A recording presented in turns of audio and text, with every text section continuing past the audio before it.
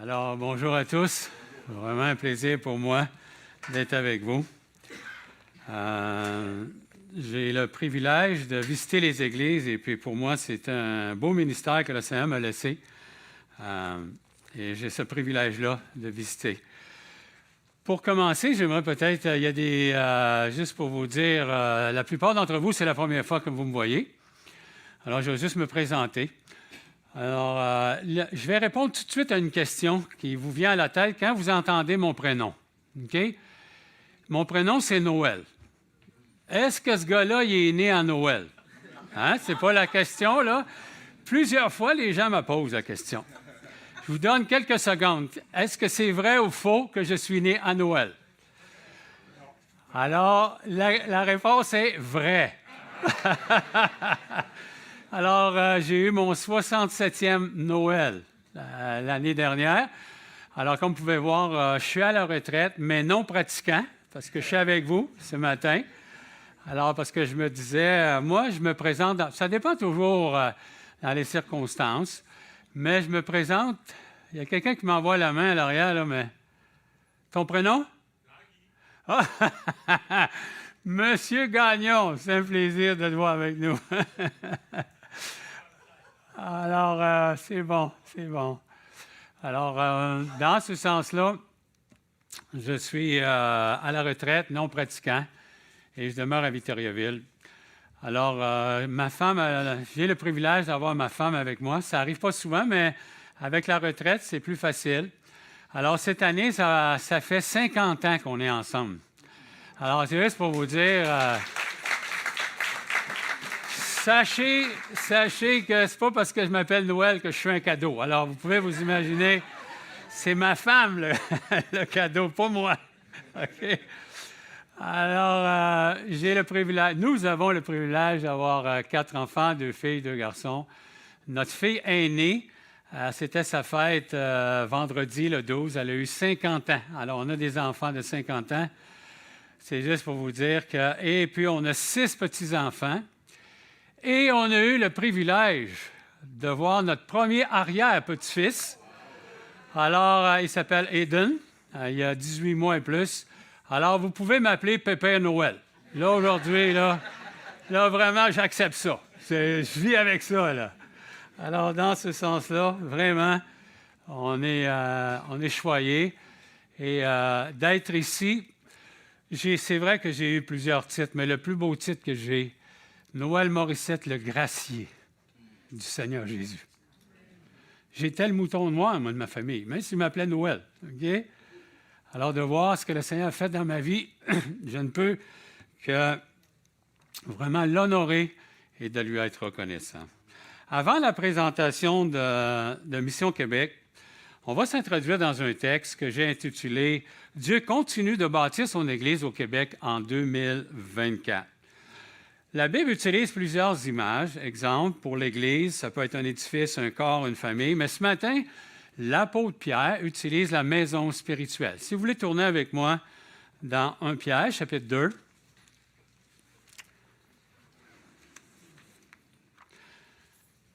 Alors, vous savez, je ne sais pas si vous avez déjà eu l'expérience. Non, ça va être très bien, merci. Je ne sais pas si vous avez déjà eu l'expérience de construire une maison, mais c'est tout un défi. OK? Ça demande un architecte, ça demande une fondation, ça demande des matériaux, et il faut se souvenir pourquoi et la raison pourquoi on construit.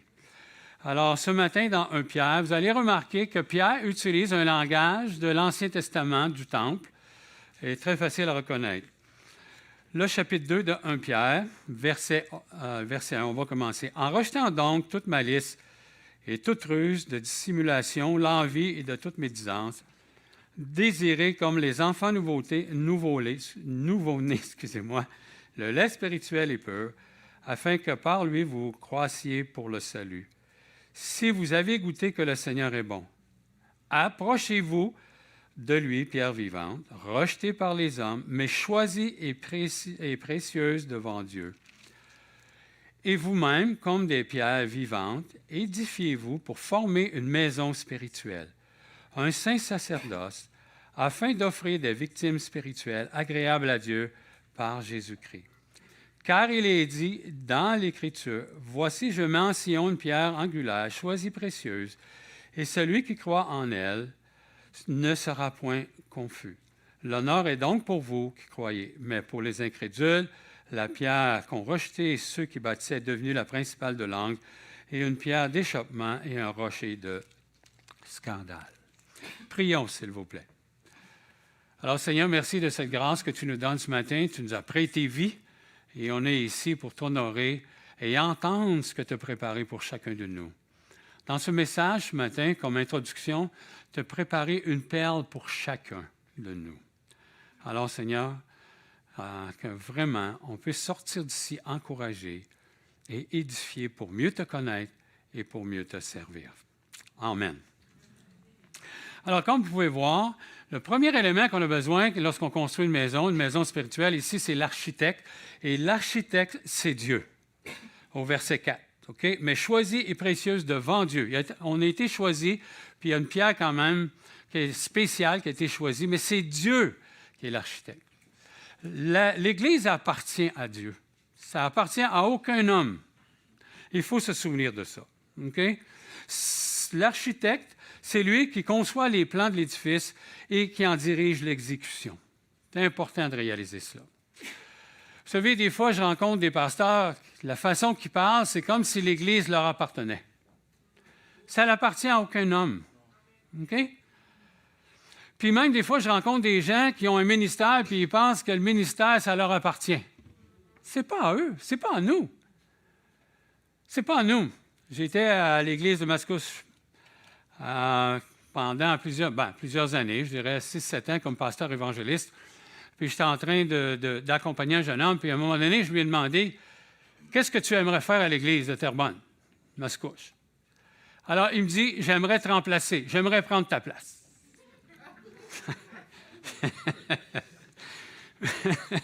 Moi, je n'ai pas de problème avec ça. Je lui ai dit, c'est pas à moi, ça. Ça ne m'appartient pas. C'est le Seigneur qui me l'a donné. Mais je peux te dire une chose, par exemple. Ça va te prendre 25 ans de souffrance pour arriver là.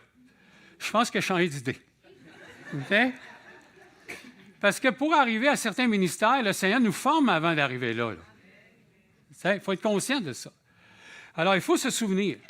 Puis, vous savez, on a aussi Matthieu 16, verset 18, qui dit que c'est Jésus qui va bâtir son Église. N'oublions pas que c'est à Dieu.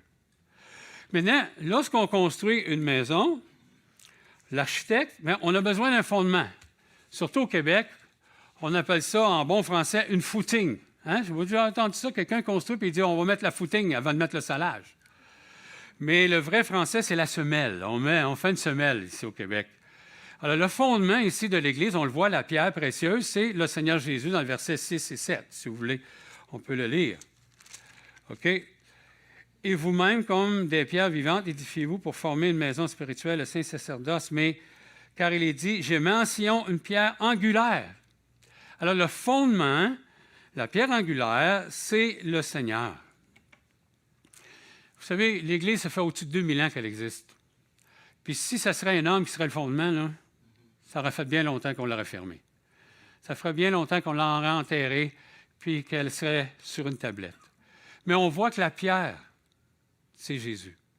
Encore une fois, quelqu'un a déjà dit, on ne porte pas l'Église sur nos épaules, nous, mais on la porte sur notre cœur. Okay? C'est important de réaliser ça, vraiment. Alors, le fondement, c'est Jésus. Ce n'est pas un homme, encore une fois, ce n'est pas une femme, c'est aucun humain qui peut porter l'Église. C'est le Seigneur Jésus. N'oublions pas cela. C'est important. Maintenant, je veux m'arrêter un petit peu plus longuement. C'est sur les matériaux. Oh, merci. OK.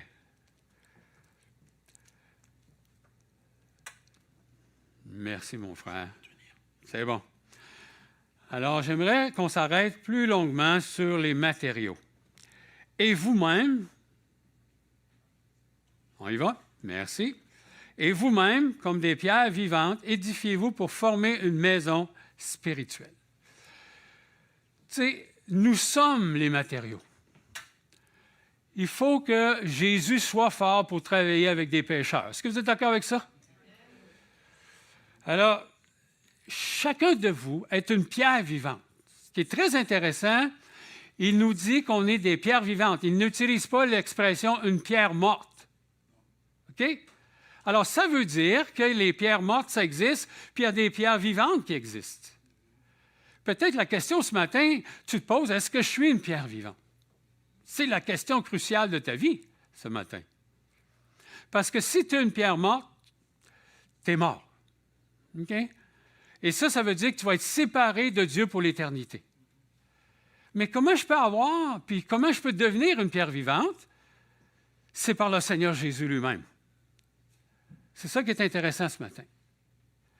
Et la pierre vivante, c'est premièrement, il faut reconnaître qu'on est. Est-ce que vous reconnaissez qu'on est des pécheurs? Est-ce que vous reconnaissez là, que le mal est plus facile à faire que le bien? Je vois que plusieurs jeunes familles.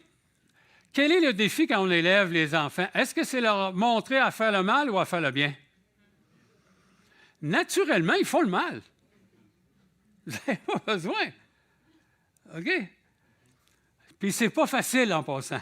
D'accord avec ça? Tout un défi. Moi, je suis assez content que je suis rendu arrière-grand-père. Oh! Le petit bonhomme, il vient chez nous, mon gars, il saute sur le divan, il fait ce qu'il veut. Puis à un moment donné, il part. Oh! Il n'y a pas besoin de lui montrer qu'il faut qu'il s'assied puis lui répéter 50 fois « Assis-toi ». Ah, c'est merveilleux. On n'a pas besoin. Alors, l'être humain, naturellement, est porté par le mal. Alors, la seule personne qui peut nous aider, c'est de reconnaître cela. J'ai été aussi aumônier dans les prisons fédérales. Et puis, les gars, quand j'ai rencontré, je disais, puis ça, c'était merveilleux de voir ça, même si j'étais en prison puis j'étais en face. Là, je disais au gars, toi, tu crois-tu que tu es pécheur? Là, il me faisait un sourire en coin puis il disait, écoute, regarde, je suis en prison, là. C'est pas dur à comprendre que je suis un pécheur, là. Je suis en prison. Alors, ces gars-là, c'est facile pour eux de reconnaître qu'ils font le mal. Mais nous, des fois, on pense qu'on est une bonne personne. Mais le problème, c'est qu'on n'est pas juste jugé par nos actions, on est jugé par nos pensées. Et ça, là, ça nous peinture dans le coin. OK? Dans ce sens-là. Alors, en reconnaissant cela, puis en reconnaissant que Jésus est le Seigneur et le Sauveur, en l'acceptant, Jésus te donne la vie. Puis pas juste une vie temporaire, une vie éternelle. Ceux qui croient que la vie éternelle, on peut la perdre, ce n'est pas la vie éternelle qu'ils ont eue. C'est la vie temporaire. Si tu la perds, tu n'as pas eu la vie éternelle. La vie éternelle, tu ne peux pas la perdre. Alors, ce matin, c'est important de réaliser que si tu es une pierre morte ou une pierre vivante, mais je t'encourage à partir d'ici, puis si tu crois que tu n'es pas sûr, je t'encourage avant de partir ce matin, vérifie avec des gens, parle avec eux, ils vont t'encourager à que tu puisses devenir une pierre vivante. Maintenant, ce qui est merveilleux, on va remarquer, il utilise les pierres, tandis que souvent, on construit les maisons avec des briques. Si vous remarquez, les briques ont toutes la même grandeur. Hein, généralement, ont toutes la même grandeur. Les pierres sont différentes. Il y en a des grandes, des petites. Chacun de vous avez votre place. Ça, il faut réaliser cela. Je vois que Jésus est en train de bâtir son Église ici à Saint-Hubert et son Église au Québec, au Canada et dans le monde entier. Vous êtes important. Il faut réaliser cela. Malheureusement, des fois, je ne sais pas si vous avez déjà vu, là, le gars qui pose les pierres, des fois, il faut qu'il les taille. Parce qu'il y a comme une place qu'il veut la mettre, puis il est obligé de la tailler. Alors, c'est la même chose pour vous, des fois. Vous allez avoir un ministère que le Seigneur va être obligé de vous tailler pour vous mettre à la bonne place. Dieu a des projets pour vous. Mais avant d'y arriver, il faut qu'il y ait quand même des fois des éléments, des changements que vous devez avoir. Alors, n'oubliez pas que vous êtes important. Les pierres. Puis d'une façon ou d'une autre, tout ce qu'on fait, généralement, Dieu va utiliser d'autres personnes dans ma vie, dans votre vie puis dans la mienne. J'ai fait des choses que j'aurais peut-être jamais pensé de faire. Mais Dieu a utilisé des hommes et des femmes dans ma vie pour m'encourager à aller de l'avant. Puis elle a dit, je crois en toi. Vas-y, lâche pas. Et c'est la même chose pour vous. C'est ça l'Église. L'Église, on est là pour s'encourager. Puis souvent, je dis aux gens, on est là pour t'aider à mettre au service les dons que Dieu t'a donnés. Ça, c'est mon désir. Puis une des choses que je dis souvent avec les jeunes pasteurs, je leur dis souvent, je veux t'aider, puis sois à l'aise de me dépasser. Sois à l'aise d'être meilleur que moi. Je n'ai pas à protéger ce que j'ai. Dieu t'a donné quelque chose, puis moi, je suis là pour t'accompagner. J'ai vu des pasteurs des fois, là, d'une façon, ils écartaient les jeunes pasteurs. Parce qu'ils croient que la plateforme, là, c'est à eux. Ça, c'est à Jésus, ça. C'est pas à nous, c'est pas à moi. Alors, moi, je suis là pour t'accompagner, je suis là pour t'aider. Puis si tu peux devenir meilleur que Noël, vas-y. C'est important. C'est pour ça que tantôt, on va voir, il faut que ça continue, ça, l'Église. C'est pas à moi. OK? Alors, n'oublions pas, encourageons les jeunes ouvriers, ou toute personne qui veut servir le Seigneur aussi. C'est important. Alors, le Seigneur travaille avec nous, puis il est en train de bâtir cette maison spirituelle. Et je dirais que la dernière, il y a un objectif à ça. Si vous regardez, l'objectif, c'est d'offrir des victimes spirituelles agréables à Dieu par Jésus-Christ. Toujours à Dieu, mais le moyen, c'est par Jésus-Christ. Alors, le but, c'est d'offrir, justement. On peut l'interpréter par des nouvelles conversions, on peut l'interpréter par des louanges au Seigneur, on peut l'interpréter comme on l'a fait ce matin par les cantiques, la célébration des œuvres merveilleuses. C'est important de réaliser cela. Les actions de grâce. Je trouve qu'il y a un lien aussi d'engagement avec Romains 12, 1 qui dit « Je vous exhorte donc à offrir vos corps comme un sacrifice vivant, saint, agréable à Dieu, ce qui sera de votre part un culte raisonnable. » Nous autres, on pense que on se donne vraiment, là. C'est grave, là. C'est ce qu'on lui dit, c'est raisonnable. C'est drôle, hein? Comment on peut évaluer notre engagement. Alors, dans ce sens-là, moi, ce frère-là, il a un nouveau ministère.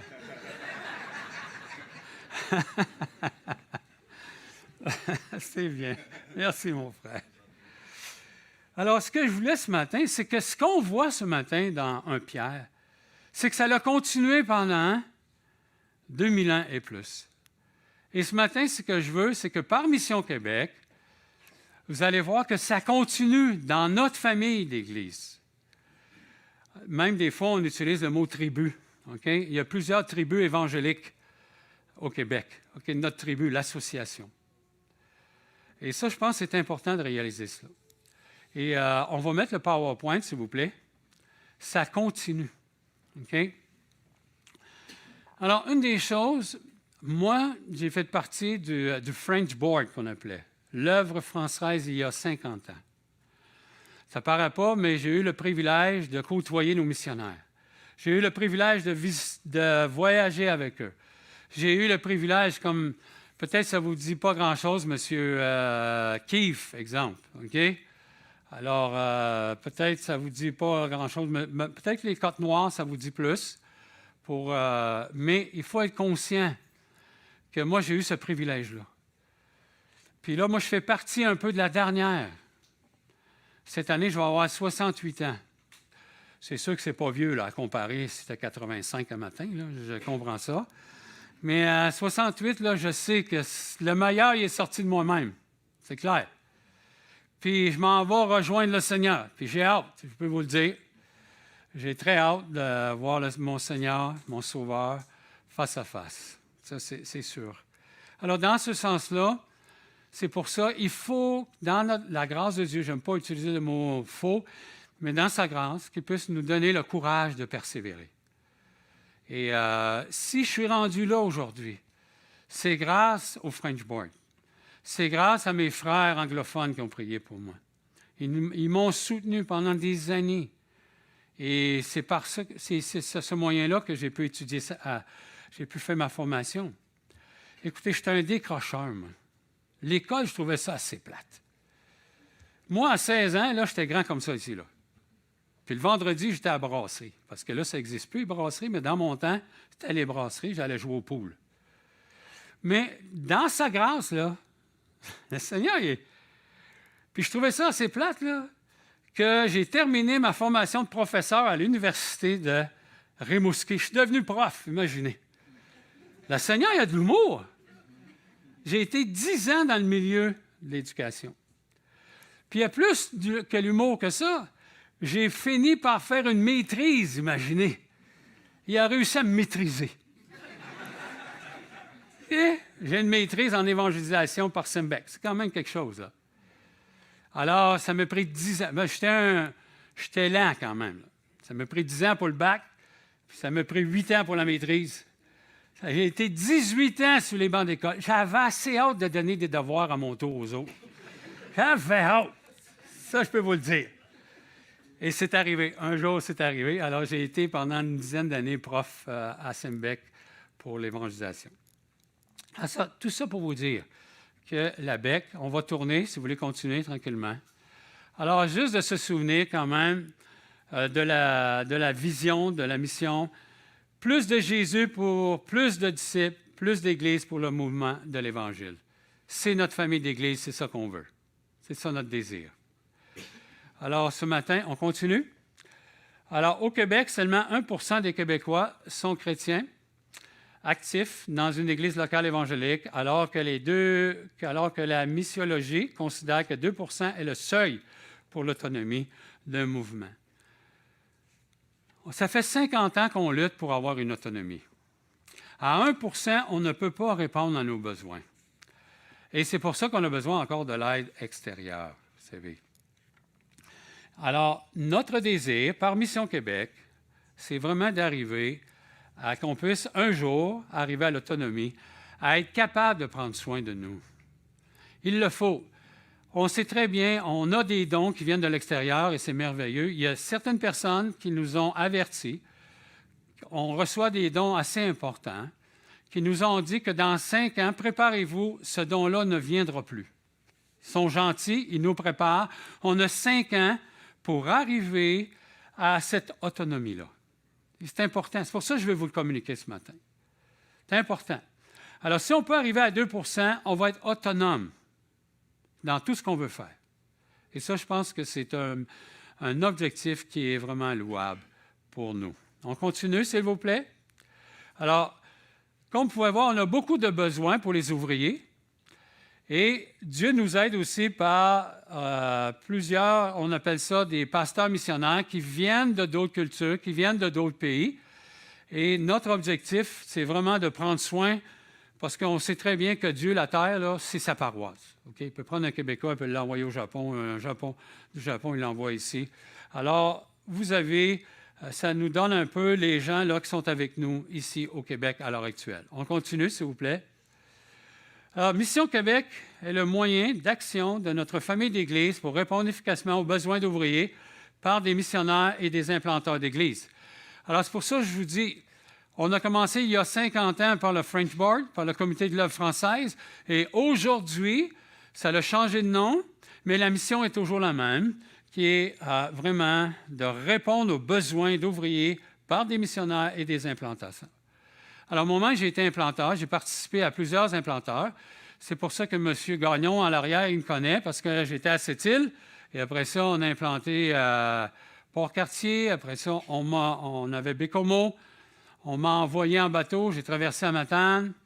Après ça, j'ai été à Montréal avec pasteur Louis Bourque. Alors, on a implanté l'église de Saint-Jérôme, Petite Patrie. Là, ils sont en train d'implanter l'église de Laval. J'ai participé. Alors, c'est un grand besoin. Et souvenez-vous, ceux qui étaient dans les années 70, on implantait, là, c'était vraiment... Mais aujourd'hui, le contexte, c'est difficile d'implanter.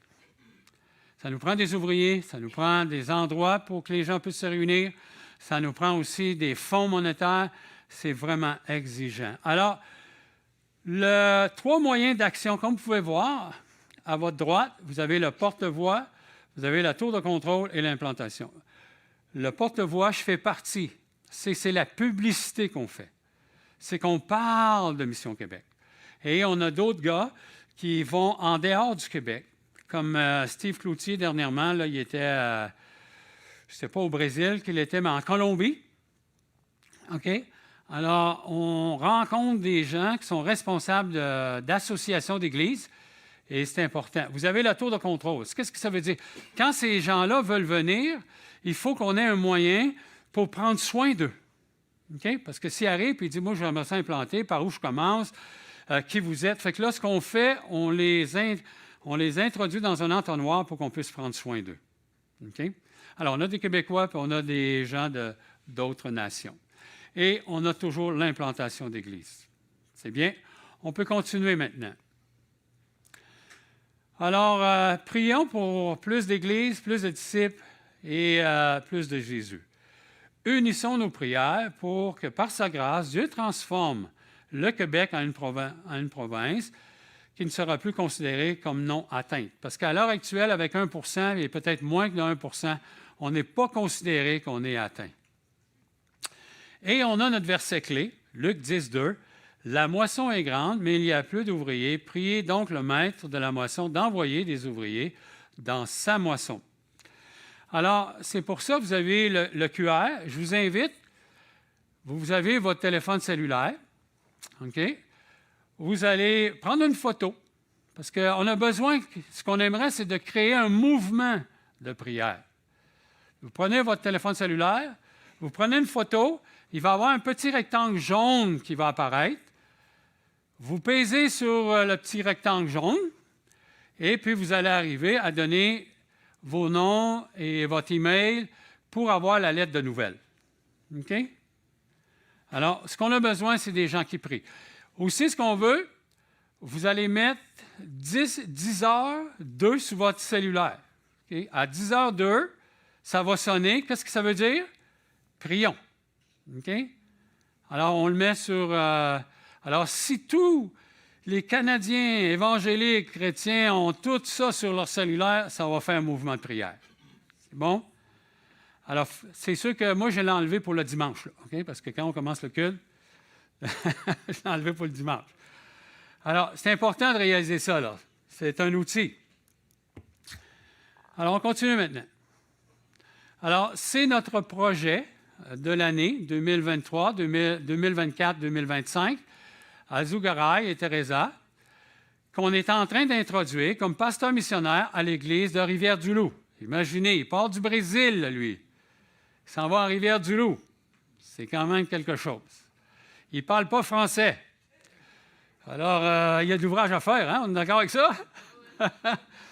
Alors, voici le projet. Le projet, c'est qu'on a un projet qui peut se prendre 2 ans pour s'introduire à la langue et à la culture. Parce qu'on a une culture, il ne faut pas se le cacher. OK? Alors, pendant 2 ans, il n'est pas responsable de l'Église. Il a commencé déjà, il est arrivé le 10 mars de cette année. Il a fait déjà le niveau 1 en français. Puis les Portugais, comme les Espagnols, ou toute langue latine, ils apprennent assez vite le français. Mais il y a quelque chose à apprendre quand même, parce qu'on a des expressions. Hein? Si vous parlez avec lui, puis il vous dit « Hey, c'est correct », toi, tu lui dis « Hey, c'est digidou ». C'est digidou.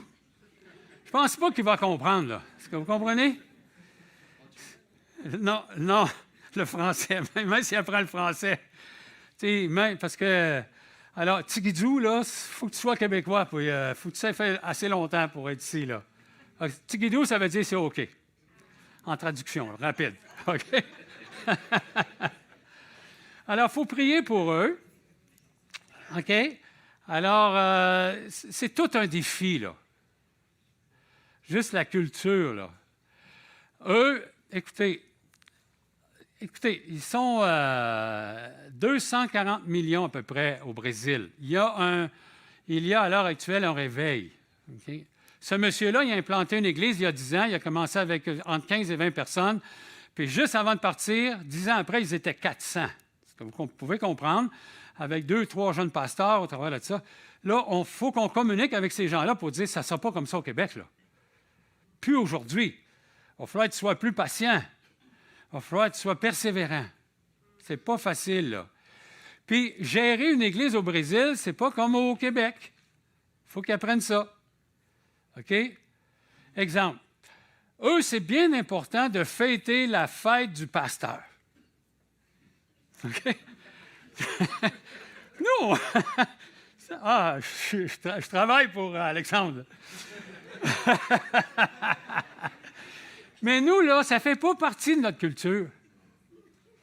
Enfin, ça ne fait pas partie. C'est pas qu'on y pense pas. Ça ne fait pas partie. Nos frères anglophones, là, ils étaient anglophones. Pour eux, c'était pas... ça semble que c'est pas important. Fait qu'imaginez, là, toi, tu arrives ici, c'est ta fête, il n'y a personne qui veut fêter ta fête.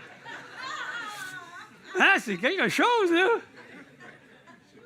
Tu sais, je suis venu dans le bon pays, moi, là.